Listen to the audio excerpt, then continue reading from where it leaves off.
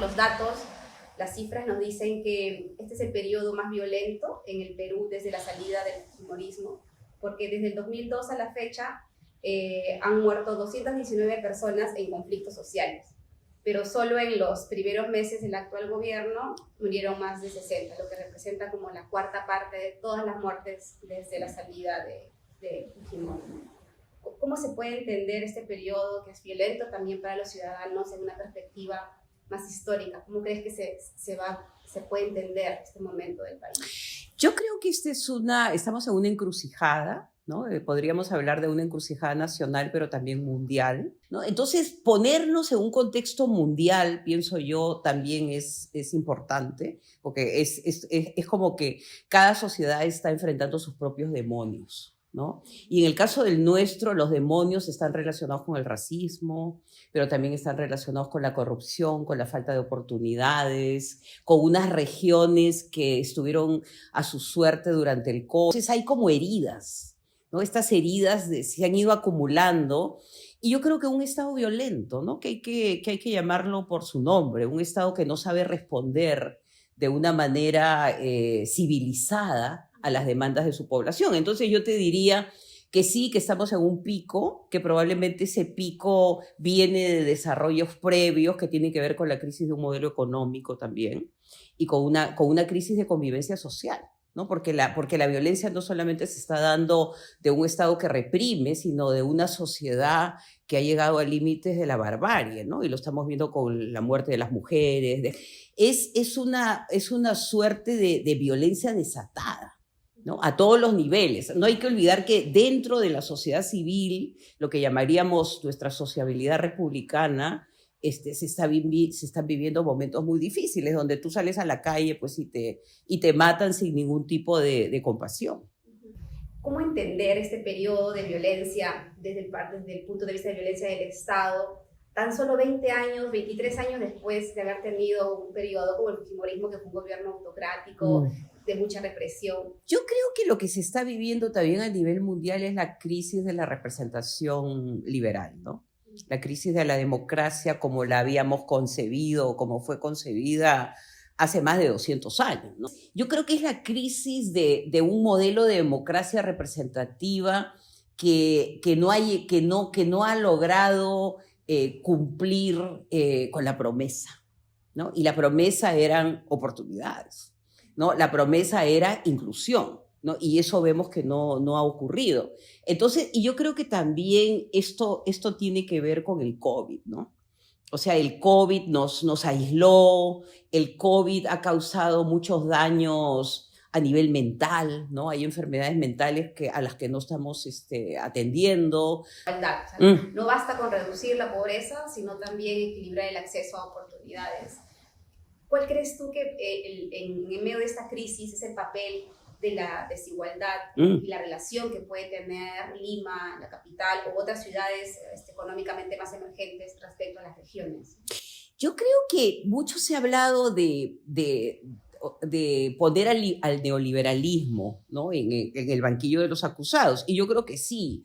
O sea, que yo creo que la crisis del 2016 en los Estados Unidos con los papeles tóxicos, creo que fue el 2006, con los papeles tóxicos, demostró que existía pues este capitalismo sin escrúpulos, ¿no? Cuántas familias norteamericanas perdieron sus casas, se perdieron empleos, ¿no? Y se ha venido sistemáticamente destruyendo oportunidades, seguros médicos, ¿no? Entonces yo pienso que eso es un hecho que no se puede negar, pero yo también lo que pienso es que lo que acá se implementa es el capitalismo de los compadres, ¿no? Lo que se llama el crony capitalism, ¿no? De los amigos, de los que se reparten los negocios, ¿no? De la argolla. De la argolla, exactamente. Y eso no viene con la crisis del sistema, sino que lo podemos rastrear al siglo XIX. Pero esta forma de entender la captura de la riqueza o del bien común, esta sociedad, dices, puede estar asociada a inicios del siglo XIX. ¿Cómo trasciende aún ahora y cuál es el papel de las élites en esa transición? Y lo que tú has hablado, que es una palabra clave, ¿no? De que la desigualdad se hace más evidente, ¿no? Lo que Basadre llamaba el abismo social, ¿no? Hay peruanos, pues, que viven como si estuvieran en el primer mundo, mientras que hay otros que no tienen acceso al agua, acceso a la electricidad, acceso a una vivienda digna, ¿no? Entonces yo creo que esa desigualdad va de la mano con un Estado que sigue atávicamente repitiendo formas de comportamiento patrimonial, ¿no? Es un Estado que está atrapado, por un lado, en ese sistema de toma que te doy, ¿no? O dame que te doy, y por otro lado, la cultura y la guerra. Sí. Y esto está asociado además a estos conceptos más grandes que implican la pérdida de confianza en el sistema democrático. Exactamente, tú lo has dicho, la palabra confianza, trust. Yo creo que lo que se ha perdido, la amalgama, lo que nos debería unir como peruanos, si te pones a pensar, nadie habla de un proyecto nacional, ¿no? Nadie habla de un horizonte común, ¿no? Nadie habla de cuidar a nuestros niños, que fue... ¿Hace cuánto no se habla de un proyecto nacional? Bueno, yo creo que ya desde principios de siglo la idea de un proyecto que nos una se fue perdiendo, se fue disolviendo, ¿no? Y cuando alguien lo menciona es como, está loco, es un iluso, ¿no? Mientras que te das cuenta que generaciones de generaciones van perdiéndose en el camino, ¿no? Sí, incluso ya la categoría de tipo de democracia que tiene el Perú ha sido en estos índices internacionales vista como un Estado, una democracia fallida, ¿no? ¿Crees tú que en este espacio en el que ya se habla de una precarización también de las instituciones públicas, la consecuencia más inmediata es, por ejemplo, no solo la pérdida de confianza en las instituciones, sino el surgimiento de grupos más violentos, grupos extremistas? Y la polarización tanto de la extrema derecha como la extrema izquierda, ¿no? Yo creo que esa es una expresión de la crisis de convivencia social, ¿no?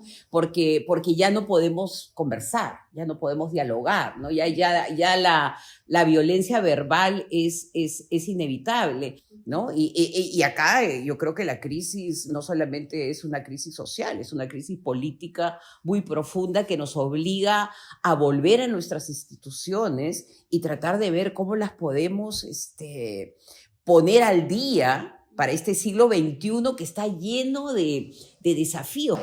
Que sí hay un terreno fértil para un discurso cada vez más autoritario. ¿Tú crees que ese futuro es más cercano que lejano en el caso peruano con toda la crisis que estamos atravesando? Yo creo que estas crisis nos obligan a mirar con honestidad, mirarnos al espejo, y yo creo que no debemos soslayar que una salida autoritaria es posible. El Perú es un país conservador. Yo creo que es algo que hay que reconocer también. Es un país conservador, muy conservador. Y por otro lado, yo creo que algo que también viene muy a la mano o viene muy asociado a este reavivamiento de los totalitarismos es la mentira, ¿no? Es que esto lo ayuda mucho, esto las redes juegan un papel importante. Ahora, también hay un momento en este contexto de desinformación, de posverdad, ¿no? Que hay tanto ruido que es difícil encontrar el camino de lo que es cierto para muchas personas. Hay también un interés de reescribir la historia, ¿no? Yo creo que habría que también sincerarnos nuevamente y revisitar, ¿no? Yo creo que necesitamos probablemente otra conversación en cuanto a lo que nos ocurrió y probablemente llamar a otros actores, ¿no? Yo creo que cuanto más voces existan en una mesa, cuanto más testimonios de ese momento, es más saludable, ¿no? Y es dentro de una revisita a la Comisión de la Verdad, pero también a qué cosa hemos hecho nosotros durante este periodo para que lleguemos a esta situación que parece que nadie quiere conversar con nadie. ¿Crees que el Estado está legitimando en este momento su poder con esas alianzas ilegítimas, pero también con la violencia expresada en las muertes, pero muertes en regiones? Bueno, hay tantas preguntas ahí, ¿no? Pero yo te diría que primero, creo que una de las características de nuestra historia política es una crisis de legitimidad permanente, ¿no? Cuando te pones a pensar las decenas de gobiernos del siglo XIX, 40, 50, ¿no? Quizás más, las constituciones, es una sucesión de constituciones, lo que muestra es que la legitimidad en el Perú es muy precaria. Entonces, por un lado es eso, por el otro lado yo creo que hay algo que también tenemos que abordar, es que se cifraron muchas esperanzas en un maestro que era campesino, ¿no? Entonces, eso hubiera podido de alguna forma oxigenar, traernos a las regiones a mirar diferente al Perú, ¿no? Yo siempre pensaba, ¿no? Qué extraordinario hubiera sido que de la mano de este presidente campesino hubiéramos llevado a cabo una visita al mundo rural de las escuelas, ¿no? Que el Estado hubiera realmente empezado a hacer una labor consistente. Eso no ocurrió, ¿no? Él entró en el laberinto de la corrupción y de la prebenda y está tan convencido de que él ha hecho lo correcto que declara que está secuestrado. ¿Cómo sientes tú ya como ex miembro de este tribunal esta situación, ¿no? de avance permanente, de hostigamiento hacia las entes electorales? Pero si tú recuerdas, yo creo que esta crisis empieza cuando la candidata cuestiona la elección de PPK.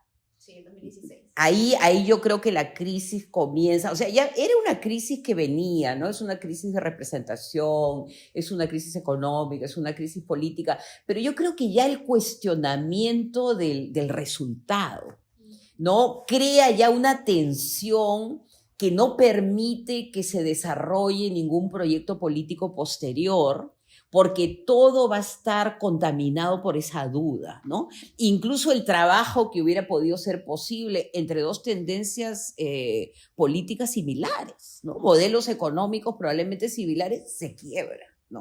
Tú creas en la población la idea de que el voto no vale, ¿no? Entonces yo creo que el voto tiene que seguir teniendo un valor simbólico, porque tú con un voto puedes cambiar el destino de un país, ¿no? Uh-huh. Y una violencia también que se repite no solo en este tipo de agresiones hostiles o físicas, sino en el sistema de corrupción, ¿no? Esto no es un fenómeno solo peruano, pero es posible librarnos de esto en una situación tan precaria como en la que nos encontramos. Me gusta mucho tu pregunta, ¿no? Yo lo que creo es que lo que está ocurriendo en este momento es que todas estas economías informales están demandando poder político, ¿no? Empezamos como esta cosa macro que no nos ha funcionado porque todo está colapsando y probablemente habría que volver a esos gobiernos municipales con jóvenes actuando como concejales, aprendiendo los presupuestos, porque el tema también es que llega mucho dinero y no se sabe cómo administrarlo, mucho del dinero se devuelve, ¿no? Entonces, remunicipalizar al Perú. Uno de los temas sobre lo que más has escrito menciona también este hecho de cómo es difícil construir ciudadanía en estos años de república. ¿Por qué es tan difícil hacerlo? ¿Crees tú? Has mencionado el racismo, ¿puede ser una de las causas? Esta división de ciudadanos de primera y segunda clase. ¿Cuál es la tara para tener? Yo creo que el tema del racismo es muy presente. Fuimos una república que nació con esclavitud. Pero yo creo que aparte de ello, hay todo un tema de identidad. O sea, tú cuidas lo que quieres. Tú respetas lo que quieres, ¿no? Y yo creo que hay que volver al tema del servicio, al tema del voluntariado, al tema de dar tu tiempo, de dar tus energías a una causa que es mayor que la propia.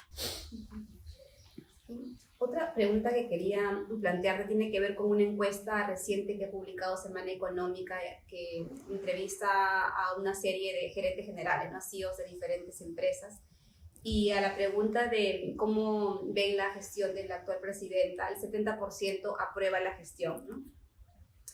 y esto es como bastante raro porque 70% la aprueba, cuando en las encuestas nacional, urbano, rural de apoyo, el IEP, la desaprobación más bien alcanza el 80%. Yo creo que es un dato explícito de algo que es una tragedia en el Perú, que es que la economía y la política siempre han tomado rumbos separados, ¿no?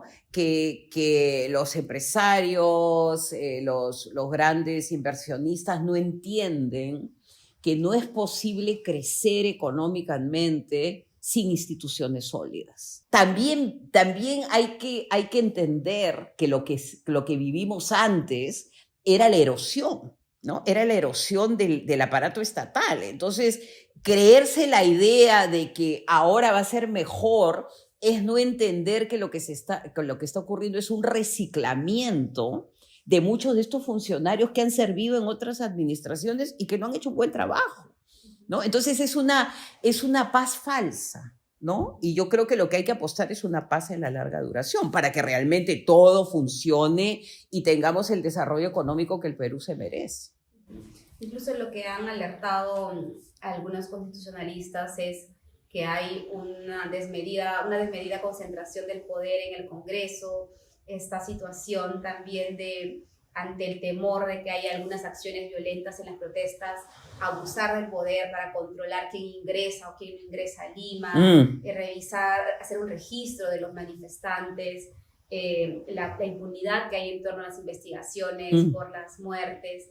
Y ya muchos de ellos hablan de que se está gestando un sistema más autoritario que el que teníamos y que se creía haber superado. Bueno, acá el tema fundamental es el balance de poder. Acá hay un trastocamiento que viene de atrás también, ¿no? Viene de atrás.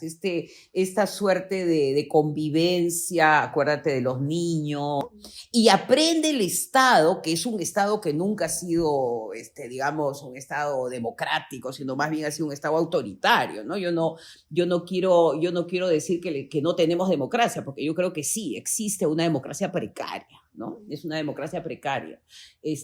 Hay otros ejemplos de países que no tienen democracia que deberíamos también mirar cuando muchos dicen que no hay democracia en el Perú. Pero volviendo, digamos, al tema fundamental, pienso que esta suerte de coaliciones para sobrevivir te pueden llevar a la construcción de un autoritarismo, ¿no? Porque es un sistema de solipismo. Yo trabajo contigo y ¿qué interesa el resto?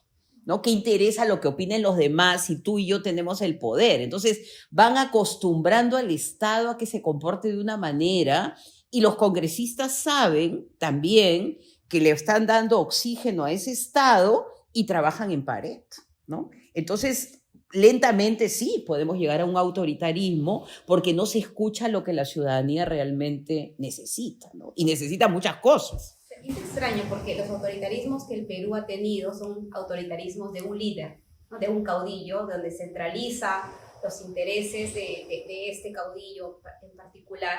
Pero tú has mencionado ahora, y personalmente coincido con que hay una coalición de intereses más particulares, pero al finalmente no hay un líder en particular, no es necesariamente la figura presidencial, porque tienen también el Congreso tiene sus intereses, hay denuncias muy severas sobre la Fiscalía de la Nación, sobre la presidencia del Consejo de Ministros. Entonces, en esa coalición de intereses se termina generando un gobierno en alianza, pero con pocas credenciales de legitimidad. Exacto. Es una coalición para sobrevivir, que lo que logra es crear un escenario de status quo, ¿no? Entonces el status quo es yo no intervengo en tus negocios y tú no intervienes en los míos, ¿no?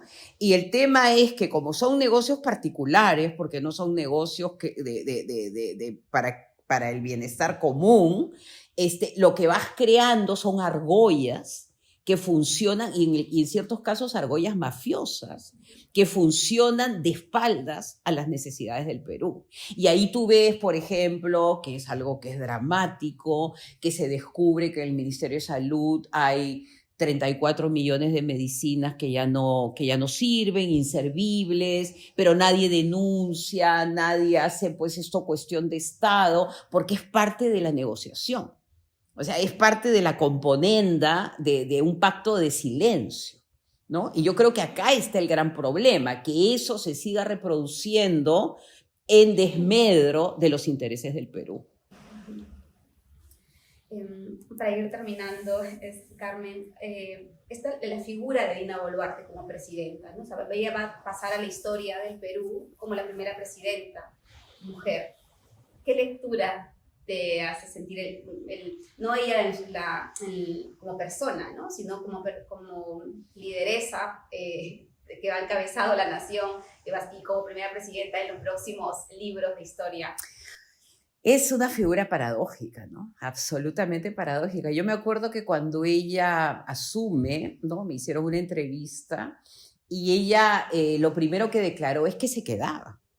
Recuerda, ¿no? No entendió que ella era una figura de transición, ¿no? Entonces yo me acuerdo que dije, ¿no? Acá el gran problema es que ella no entiende que ella lo que está haciendo es una suerte de puente para elecciones que van a descomprimir, porque lo que nosotros necesitamos en ese momento era descomprimir después de haber salido del fiasco, digamos, de la gran desilusión para muchos, para los que votaron por el presidente Castillo, el expresidente Castillo, y empezar de nuevo, resetear un poco, ¿no? Entonces, yo pienso que es alguien, y no sé, no la conozco mucho, pero es alguien que se encandiló con el poder, ¿no? Que el poder pudo más, y que ahora está como en medio de una suerte de laberinto, ¿no? Porque no sabemos cómo va a salir. O sea, hay una serie de denuncias por derechos humanos, por todo lo que conocemos que ocurrió durante las manifestaciones, hay cuestionamiento de diferentes ministerios. Entonces, ahora, hay otra gran paradoja, no solamente es mujer, es una mujer de provincia, ¿no? Es una mujer de Apurímac, ¿no? Entonces ella reunía todos los requisitos, como los reunió su predecesor, para haber hecho probablemente un trabajo de curación, ¿no? Y lo que hemos visto es que ella ha complicado todo el panorama. Y te digo que yo no sé, como muchos, cuál será la salida, ¿no? Porque esa alianza, y eso también tenemos que ser... yo creo que tenemos que ser realistas, esa alianza puede continuar, ¿no? Esa alianza, porque ¿cómo rompes la alianza entre congresistas que se quieren quedar y un ejecutivo que también se quiere quedar, ¿no? Entonces yo creo que el pronóstico es reservado. Y se viene ahora, este miércoles se anuncia una nueva marcha hacia Lima, que nuevamente expone esta fractura del mismo nombre, ¿no? La toma de Lima, se toma aquello que no lo siento, lo mío. Y puede dar una historia, una lectura también más histórica, ¿no? De esta división que siempre ha habido desde el centro de poder económico, político, con las otras regiones. ¿Cuál es tu lectura de este movimiento? Yo creo, y acá quizás podemos terminar con esta interpretación que tuvimos de los años iniciales de la independencia, donde quienes se independizan primero son las provincias, ¿no?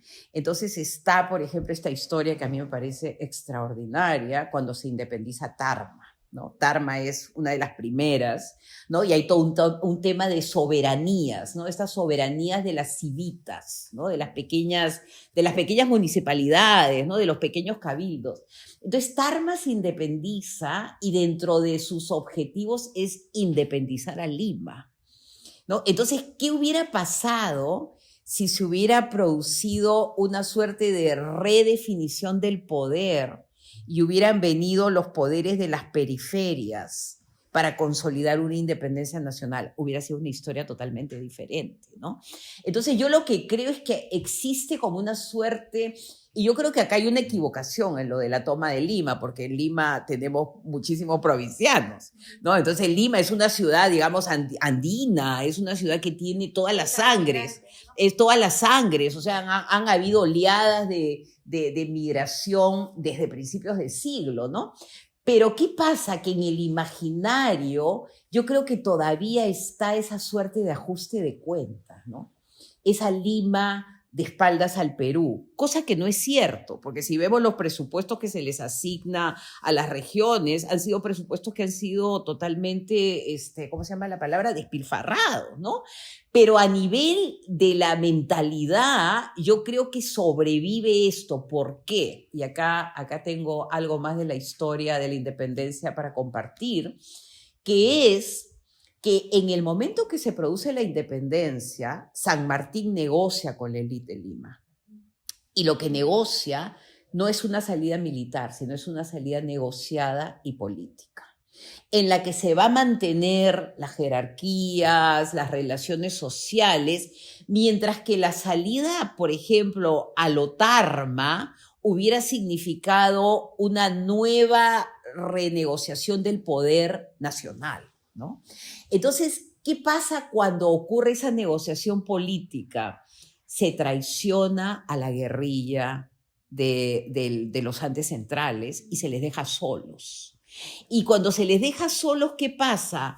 Comienzan a venir, digamos, llegan los ejércitos realistas, ahí es donde fusilan a María Parado de Bellido, ahí es donde mueren guerrilleros. Entonces yo creo que esa traición inicial, ¿no? De una Lima que se protegió, que trató, digamos, y fue por cuestiones, digamos, de política de San Martín, dejó de espaldas o dejó de lado una independencia que debió haber sido nacional y más inclusiva, ¿no? Entonces, probablemente que en el imaginario colectivo, a pesar que no es verdad de que eso está ocurriendo en la actualidad, todavía se mantiene, ¿no? Y eso lo vamos a tener que desmantelar junto con el Estado prebendario, patrimonial, con educación y también con políticas públicas, ¿no? Donde las regiones sientan de que hay una presencia, digamos, del Estado en cada lugar del Perú. O con preguntas como se vienen haciendo en otros países ya de cómo mejorar la representación, los mecanismos de representación. Y yo creo que con el tema de la municipalización, ¿no? Porque cuando tú empoderas a las municipalidades, empoderas a las regiones, vas a tener una discusión horizontal, ¿no? Y yo creo que lo que en este momento el Perú demanda es una discusión horizontal en su diversidad, ¿no? Donde tú respetes, ¿no? Que cada región, cada localidad tiene una diversidad que al final, cuando se suma, va a enriquecer al Perú, ¿no? Para terminar, Carmen, los conceptos que manejas en la última publicación de patria citadina y patria andina, ¿qué lectura te generan a la luz también del actual contexto? ¿Hay una relectura de esta forma de entender la nación, la idea de patria? Yo creo que en uno de los programas que tuvimos con César, que analizamos el tema de la frontera, ¿no? Es uno de nuestros últimos programas.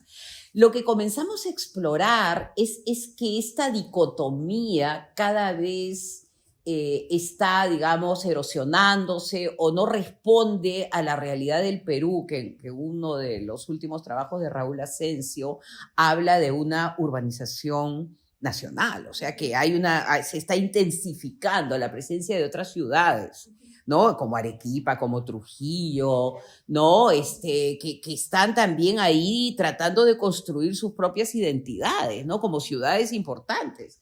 Entonces yo creo que, pero por otro lado, yo creo que hay una fronterización de la política, ¿no? En zonas como Madre de Dios, por ejemplo, ¿no? Donde a pesar de que se está dando esta economía ilegal del oro, se está dando pues el tráfico de niñas, se está dando una serie de incluso ataques a representantes del Estado, ¿no? Entonces, yo creo que lo que obliga, yo creo que ya no podemos volver a patrias andinas, patrias citadinas, sino yo creo que la gran pregunta en este momento es cómo plantearnos un proyecto nacional, ¿no? En el cual, en esta diversidad que somos, tengamos referentes comunes, ¿no? Tengamos referentes como peruanos, pero como peruanos que están, por ejemplo, en el caso de Madre de Dios, es terrible lo que está ocurriendo con cómo se está depredando algo que es de todos los peruanos. Entonces, yo creo que ese sentido de pertenencia que debe partir de que una chalaca sufre por Madre de Dios, ¿no? O un amazónico sufre por lo que le está ocurriendo a Piura, es un elemento de conciencia nacional que tenemos que empezar a construir, ¿no? Entonces, no sé si he respondido a tu pregunta, pero es un tema de reflexión como nación, pero también como parte constitutiva de una nación, ¿no? Y es una conversación permanente que puede tomarnos siglos, ¿no? Pero que significa que vamos construyendo una suerte de nosotros en nuestras propias peculiaridades. Y de reconocimiento y de respeto, ¿no? De reconocimiento y de respeto, pero que al mismo tiempo te da espacio para ser, pero también te da espacio para participar en algo más grande, que es el Perú.